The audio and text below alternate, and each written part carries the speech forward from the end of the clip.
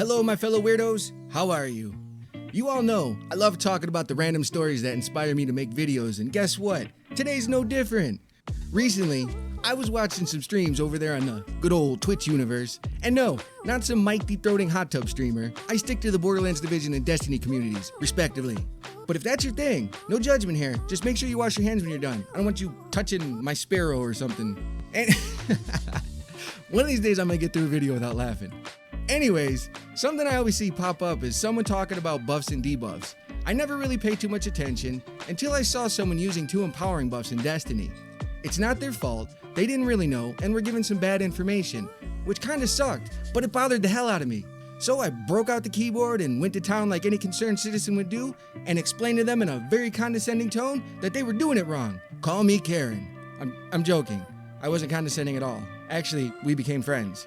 But this got me thinking that maybe there's a lot of new light or newer players out there who don't know how the buffs and debuffs work. So that's what we're going to talk about today. We're going to cover the basics of debuffs, buffs, and modifiers, and hopefully, by the time we're done, you'll be on your way to becoming a DPS god. So, let's get into it already. Starting off with the global debuffs. Think of a global debuff as a status effect. It can be applied to an enemy through mods, weapons, abilities, or exotic armor that weakens them and causes them to take more damage from all sources. This includes melees, grenades, supers, and weapons. The standard across the board on a debuff is 30% with an exception, and there's only a handful of things that can actually debuff an enemy in the game. On the subclasses, this would be the Solar Titan Hammer Strike, or the Tether and Shattering Strike from the Void Hunter. For the exotic weapons, the only 2 are Divinity and Tractor Cannon, which happens to be one of my favorite weapons, by the way. And then you have this oddball exotic Warlock helmet called Fellwinter's Helm that debuffs enemies for melee attacks. It's actually a really good helmet. I'm just jealous that Titans don't have it because, you know, we're greedy. Occasionally, we have a seasonal mod like Breach and Claire that will give a debuff as well, but this isn't guaranteed every season, and we could go multiple seasons without seeing another one. Now, remember how I said there's an exception? There is a weapon perk that can drop on swords called Flash Counter. After blocking a melee attack with a guard, it debuffs the enemy for 20%. This used to be considered an empowering buff, but sometime recently it got changed to a global debuff. The only thing you have to keep in mind with debuffs is that they do not stack. You can never have 2 debuffs on an enemy at the same time. So if you see a hunter tether a boss, don't go running up there with your big old thick Titan to hammer strike it. At least wait until the tether's gone. You're making us look bad. God. No, I'm joking. Okay, let's move over to the empowering buffs. I could already tell that I'm gonna get tired of saying buffs and debuffs in this video, and I'm sure you will too. An empowering buff is exactly what it sounds like, and it's the opposite of a debuff. An empowering buff makes your weapon stronger so you can clap those enemy cheeks with ease. And who doesn't want to clap enemy cheeks with ease? And I almost said cheese. But this is also where things get a little more complicated, because not all buffs are created equal. There's several, and they all do the same thing, but at different percentages and in different ways. Some of them work for your whole team, like an empowering rift, and then you have others that are for your guardian only, and are very situational, like inertia override. So instead of going through all of them, I'm just going to cover the supers, exotics, and charged with light mods that affect weapons. But if you ever want to see a complete breakdown of every single buff, debuff, and modifier in the game, there is an amazing spreadsheet by someone or a group named The Court. I think it used to be one person, and now it's actually a group. They've been at it since the Warmind era, and this is one of the single greatest pieces of Destiny information out there. I stumbled on it a long time ago, and it has changed my Destiny life forever, especially since they keep it up to date. This spreadsheet is the main source of my damage information when making build videos, and I will leave a link in the description. Now, back to the buffs. Just like global debuffs, empowering buffs are not stackable with each other. You cannot have 2 buffs applied at the same time. You can, however, have 1 global debuff and 1 empowering buff together. We'll start off with the supers because they are the easiest and have the most benefit. On the Titan, you have the Ward of Dawn, aka the Bubble, and the Banner Shield. These both give a 35% damage buff to all weapons. And on the Warlock, you have the Well of Radiance, which gives a 25% damage buff to all weapons while standing in it. These 3 are the easiest to use because they're great for survivability, work in any situation, your whole team can benefit from them, and it only requires you to pop your super. Moving over to the exotics that give buffs, we have Lumina, Boots of the Assembler, Path of the Burning Steps, and Mantle of Battle Harmony. There's also the Aeon Cult, but come on, who's really using those? Seriously. All of these give up to a 35% buff, except the Mantle of Battle Harmony, which only gives a 20% buff. And then you have the charged light mods. Currently, there's only 4 of them in the game that actually buff your Guardian's weapon damage. Loosened Blade, Surprise Attack, Argent Ordnance, and High Energy Fire.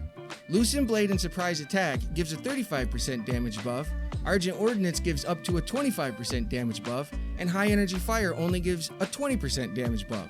And I know I'm dumping a bunch of percentages in your lap, but there was a reason for that. In the Destiny world of buffs, whatever has the highest percentage takes priority when more than one buff is going at the same time. So if you have one Guardian using Ward of Dawn and another Guardian drop their well right in front of the bubble, the game will use the highest percentage, which would be the Titan bubble. The reason you see people drop both is because the healing is so great with the well, but they know they're getting the damage buff from the Titan bubble. But once again, we have an exception to the rules. I know, right? I'm not sure if this was intended by Bungie or if it's a bug. The Charged with Light mod, Loosened Blade, does not work the same way inside the Well of Radiance. For some strange reason, the well will cancel it out even though Loosened Blade is a higher percentage. It's one of those magical moments in Destiny, and I don't know how else to explain it, but I wouldn't feel right if I didn't mention it. Alright, let's do a recap before we go any further. Most global debuffs are 30% and cause the enemy to take more damage from all sources, and 2 global debuffs cannot be applied or stacked on the same enemy. Empowering buffs affect weapons and range in percentages, and just like debuffs, 2 empowering buffs cannot stack together, and whatever buff has the highest percentage takes priority. You can have 1 global debuff and 1 empowering buff working together. An example would be a hunter using their tether as a debuff and a titan using their bubble as the buff. Okay, now we're going to talk about modifiers. I am not going to cover every single one because this would be a 45-minute video and I don't want to do that to you, but this is where you get to go wild. We have location, armor, and weapon modifiers, or at least that's how I'm summarizing it. We could actually break them up into smaller categories, but for the sake of not confusing anyone, we'll stick with these. A location modifier is a modifier that works in specific locations like Transcendent Blessing that only works in the Dreaming City, or a raid-specific mod that only works in a raid. Armor modifiers are mods like Warmind Cell, Power of Rasputin, or the Well mod, Font of Might. Another type of armor modifier is intrinsic perks found on exotic armor. And then you have weapon modifiers that are built-in perks like Kill Clip, Rampage, or Vorpal Weapon. You even have equipable mods like Minor or Boss Spec. All modifiers are stackable with one another, which means you can have a weapon with Kill Clip, Rampage, and Boss Spec mod at the same time. Also, all these modifiers are stackable with 1 global debuff and 1 empowering buff. In fact, that's the standard go-to formula for DPS.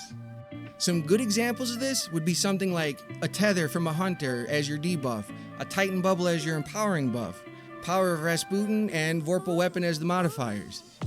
Or let's say you had a sword with Vorpal Weapon on it. You can add in Ultra Spec mod, and both of those would be your modifiers. Then if you added the Charged Light mod, Loosened Blade as your empowering buff, and the Titan Hammer Strike as your debuff, you end up with a potent combination. I can sit here all day and spit examples, but like I was saying a little bit ago, just keep the simple formula and go check out that spreadsheet I was telling you about from Court. It will no joke change the way you look at Destiny. So just remember, 1 global debuff, 1 empowering buff, and as many modifiers as you can fit. It's that simple.